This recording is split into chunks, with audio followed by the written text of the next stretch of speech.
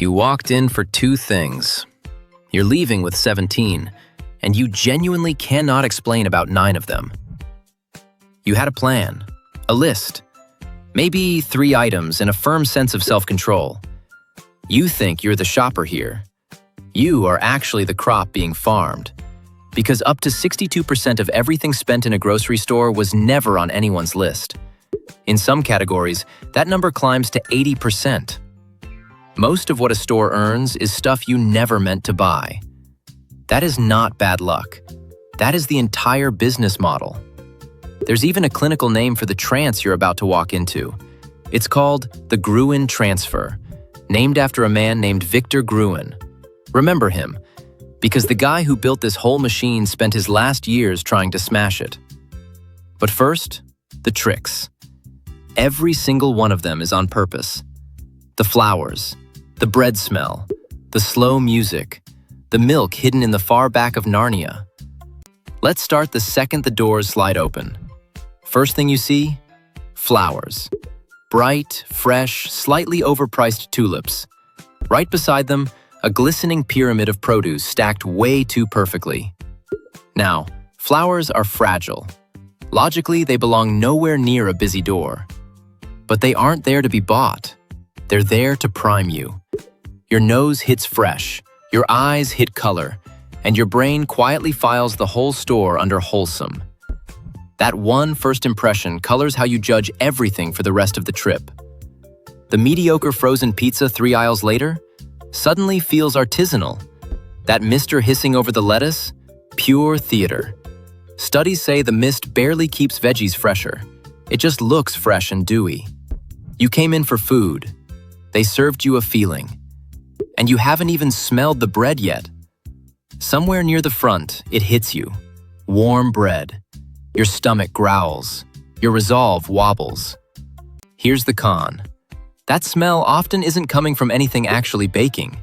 Plenty of stores vent bakery air through the whole building on purpose.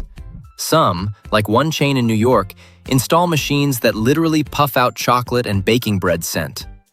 According to the Scent Marketing Institute, pumping in fresh bread smell tripled bakery sales. Tripled. From a smell. And yes, that's documented. Because a hungry shopper is a generous shopper. And nobody shops hungry like someone who just inhaled a phantom croissant.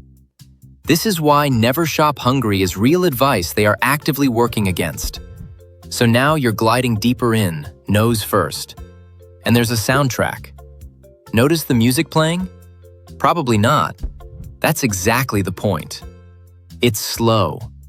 A little slower than your natural walking pace. In 1982, a marketing professor named Ronald Milliman decided to test it.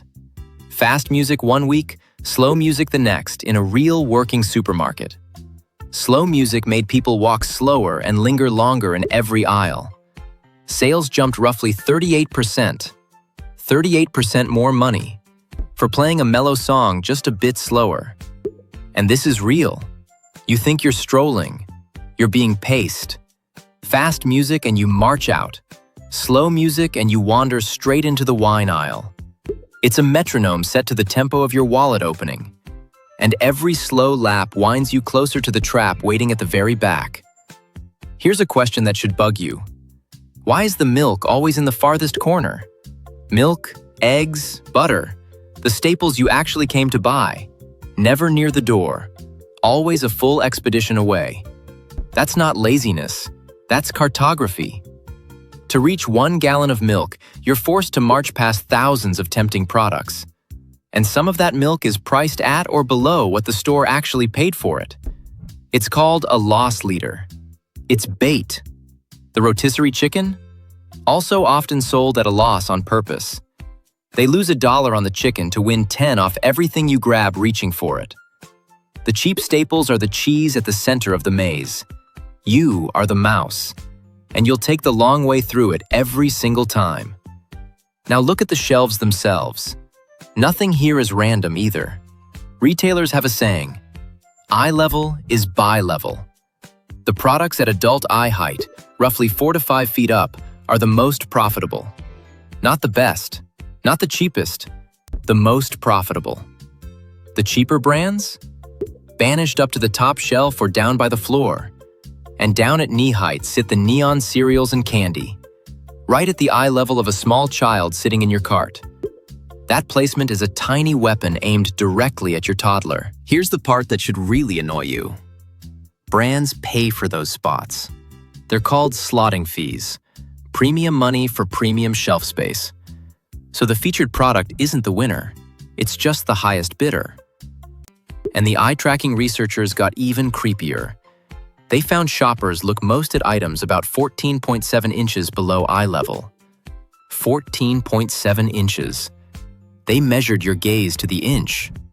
They know where your eyes fall before you do. That cart you're pushing has a genuinely sneaky origin story. In the 1930s, a grocer named Sylvan Goldman noticed something. People stopped shopping the instant their handbasket got heavy. Full basket, sore arm, done. Terrible for business. So in 1937, he invented the shopping cart. Suddenly, your arm never got tired, so you simply never stopped filling it. And carts have been quietly getting bigger ever since. Bigger cart, bigger basket. It's basically a law of nature now.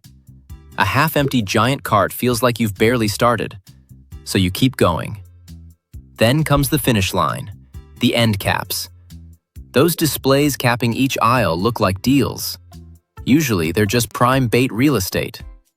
And the checkout lane, candy at grab height, is built for one last impulse. Add it up. The average American made almost 10 impulse buys a month in 2025. About $26 each, over $250 a month, more than $3,000 a year on things you never planned. $3 grand, an annual tax for the crime of being a human with a nose and eyeballs. So who built all of this? Time to meet him properly.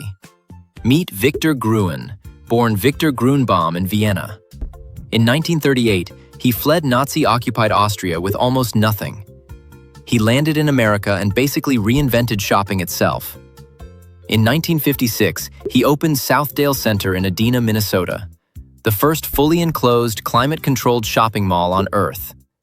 And honestly, his dream was beautiful. He wanted indoor town squares, gardens, community, a cure for lonely suburbs. What he got instead was the food court and a parking lot the size of a small nation. Then he watched what his invention actually became. The trance, the manipulation, the engineering of desire that now carried his own name. And late in life, Victor Gruen stood up and disowned every bit of it. He said he refused to pay alimony for those bastard developments. Roughly his words. The father of the mall spent his final years hating his own child. He died having tried and failed to smash the machine he built. So here's your power back. The flowers are priming you, the bread is a machine, the music is a leash, and the milk is bait. None of it is an accident, and even the man who built it thought it went too far. Next time those doors slide open and you feel yourself drifting into that swirly, hypnotized haze, that's the Gruen transfer, reaching for your wallet. Now you can feel it coming. Subscribe or don't, but the stick figure already spent his last $3 grand on impulse candles.